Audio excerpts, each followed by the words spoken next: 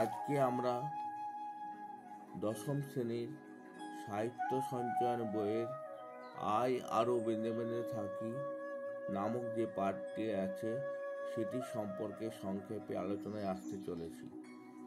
আমার প্রিয় ছাত্রছাত্রীবৃন্দ, এখানে বলে রাখি, আয় আরও বেঁধে বেঁধে থাকি এই যে পাঠটি, এটির মূল কাব্যগ্রন্থ হলো জলই পাষাণ হয়ে আছে। প্রথমে আমরা কবি সম্পর্কে সংক্ষেপে জেনে নেব, তারপরে আলোচনায় আসব। কবির জন্মকাল 5ই ফেব্রুয়ারি 1932, মৃত্যুকাল 21 এপ্রিল 2021। জন্ম অধুনা বাংলাদেশের বরিশালে। আধুনিক বাংলা সাহিত্যের একজন প্রধান কবি, প্রাবন্ধিক, অধ্যাপক। পড়াশোনা প্রেসিডেন্সি কলেজ ও কলকাতা বিশ্ববিদ্যালয়ে। প্রথম কাব্যগ্রন্থ দিনগুলি রাতগুলি। অন্যান্য কাব্যগ্রন্থ নিহিত পাতাল ছায়া, বাবরের প্রার্থনা, জলই পাষাণ হয়ে আছে, মুখ থেকে যায় বিজ্ঞাপনে। ছোটদের জন্য লিখেছেন ছোট্ট একটা স্কুল, অল্প বয়স কল্প বয়স, সকালবেলার আলো। কুন্তক ছদ্মনামে লিখেছেন শব্দ নিয়ে খেলা ও কথা নিয়ে খেলা। প্রবন্ধের বই হিসেবে কালের মাত্রা ও রবীন্দ্র নাটক ছন্দময় জীবন, ছন্দের বারান্দা ইত্যাদি উল্লেখযোগ্য। কবির প্রাপ্ত নানা পুরস্কারের মধ্যে বিশেষ উল্লেখযোগ্য সাহিত্য অকাদেমি পুরস্কার, রবীন্দ্র পুরস্কার এবং পদ্মভূষণ। এছাড়াও অন্যান্য বহু পুরস্কার এবং সম্মানে তিনি সম্মানিত হয়েছেন।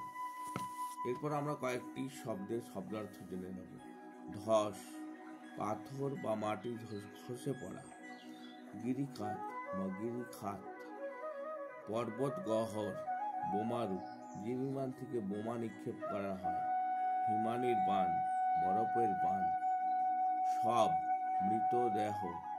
বেঁধে বেঁধে থাকি, ঐক্যবদ্ধ বা সংঘবদ্ধভাবে থাকা। ইতিহাস, অতীত ঘটনার বৃত্তান্ত। 12 মাস, সারা বছর, এক্ষেত্রে চিরকালীন অর্থে ব্যবহৃত। দোরে, দরজায়। আমার প্রিয় ছাত্রছাত্রীরা, এবার আমরা মূল পাঠে চলে যাব।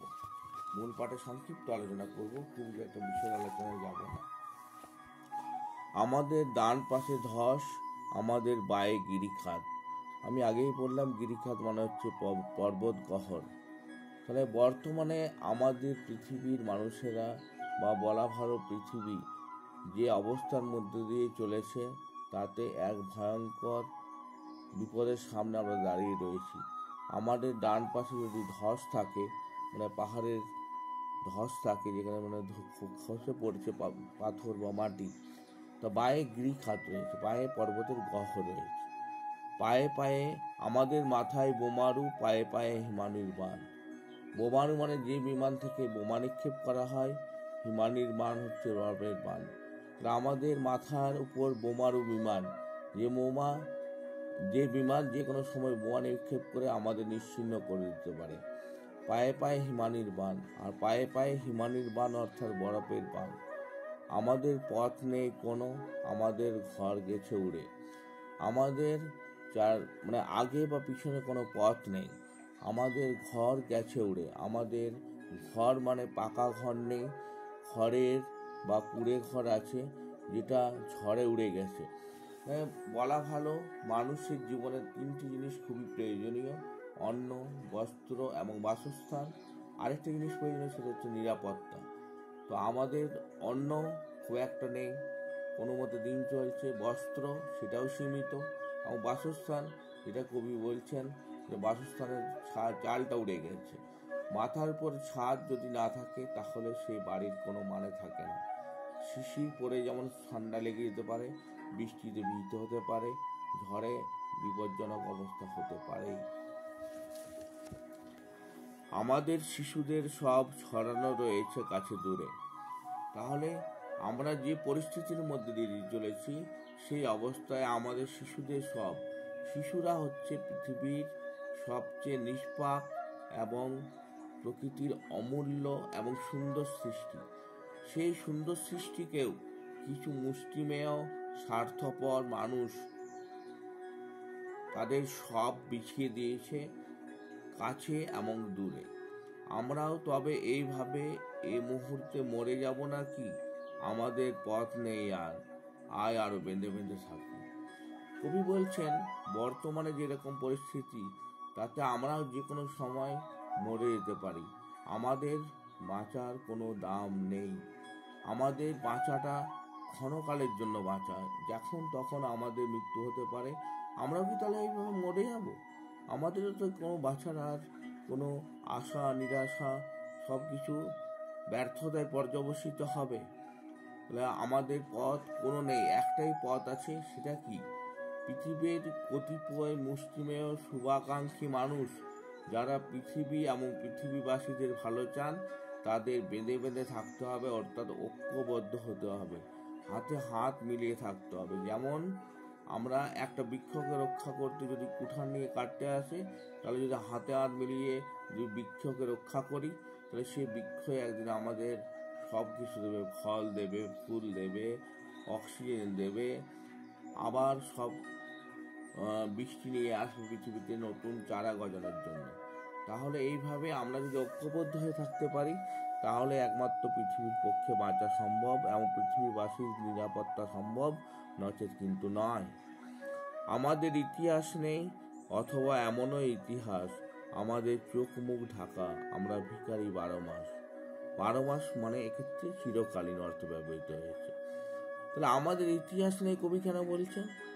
কারণ ইতিহাস রচিত হয় রাজা রাজরা অথবা ক্ষমতাবান অথবা সরকারের বদান্যতায়। আর যাদেরকে ইতিহাস রচনার দায়িত্ব দেওয়া হয়, তারা পণ্ডিত ব্যক্তি হতে পারেন, কিন্তু তারা রাজা বা সরকারের ইশারায় ইতিহাস রচনা করেন। আর সেই ইতিহাসে স্থান পায় না সাধারণ মানুষেরা। শ্রমিক, কৃষক, কামার, কুমোর, মেথর, মুচি, এদের ইতিহাস উপেক্ষিতই থেকে যায়। আর কীর্তি রচিত হয় রাজা রাজরাদের বা সরকারের। আমাদের চোখ মুখ ঢাকা, আমরা ভিখারি 12 মাস। আমাদের চোখ মুখ ঢেকে রাখা হয়েছে, আর আমরা চিরকালীন ভিখারি। কারণ আমাদের সব কিছু ভিক্ষার দান, ভিক্ষা পাত্র নিয়ে যেন আমরা বসে আছি। আমাদের সব কিছু কেড়ে নেওয়া হয়েছে, আমাদের ইতিহাসটা বিকৃত করে দেওয়া হয়েছে। পৃথিবী হয়তো বেঁচে আছে, পৃথিবী হয়তো গেছে মরে, আমাদের কথা কে বা জানে। আমরা ফিরেছি দূরে দূরে। দূরে মানে হচ্ছে দরজায়। তাহলে পৃথিবী হয়তো বেঁচে আছে, পৃথিবী হয়তো বেঁচে আছে, বা পৃথিবী মরে গেছে। পৃথিবী বেঁচে আছে না মরে গেছে, পৃথিবীবাসীদের কাছে তার কোনো খবরই নেই। মানুষ নিজের দুবেলা যদি অন্যের সংস্থান করতে না পারে, তাহলে অন্য কিছু ভাবার মতো তার কাছে আর কোনো অবকাশই থাকে না। কিছু কোথাও যদি নেই, তবু তো কজন আছি বাকি, আয় আরো হাতে হাত রেখে, আয় আরো বেঁধে বেঁধে থাকি। তাহলে কোথাও যদি কিছুই নেই, তবু তো কজন বাকি আছি আমরা, আয় আরো হাতে হাত রেখে, আয় আরো বেঁধে বেঁধে থাকি। কবি বলছেন পৃথিবী এবং পৃথিবীবাসীদের এখন খারাপ অবস্থা হতে পারে, মানুষেরা খারাপ অবস্থায় থাকতে পারে, মানুষদের বিপন্ন এবং ভয়ঙ্কর অবস্থা থাকতে পারে, কিন্তু সব মানুষই তো আর কলুষিত হয়ে যায়নি, বা সব মানুষই তো আর মানে এইসব ক্ষমতাবান, স্বার্থপর এবং নৃশংস মানুষের হাতে পড়েনি, বা সব মানুষই নৃশংস, হিংস্র, স্বার্থপর নয়। যেসব শুভবুদ্ধি সম্পন্ন এবং মানে খোলা মনের মানুষ এবং মহৎ মানুষ আছেন, যে মুষ্টিমেয় মানুষ আছেন, তাদেরকে কবি ডাক দিয়েছেন, তারা যেন এসে এইসব পৃথিবীর দুঃখ দরিদ্রে থাকা মানুষদের পাশে থাকেন এবং হাতে হাত রেখে বেঁধে বেঁধে থাকেন, অর্থাৎ ঐক্যবদ্ধভাবে থাকেন। তাহলে আমার প্রিয় ছাত্রছাত্রীরা, আজকে এখানেই আয় আরো বেঁধে বেঁধে থাকি কবিতার এই সংক্ষিপ্ত আলোচনা করলাম। আশা করি তোমাদের কাজে লাগবে। ভবিষ্যতে আরও আলোচনা করার ইচ্ছে রইল, এবং পরের পাঠে কোশ্চেন অ্যান্সার নিয়ে আলোচনায় আসতে চলেছি। সুপ্রভাত, সকলেই ভালো থেকো এবং মন দিয়ে পড়াশোনাটা অন্তত করো, কারণ সামনেই মাধ্যমিক। আর অন্তর ফাঁকি মারা উচিত নয়।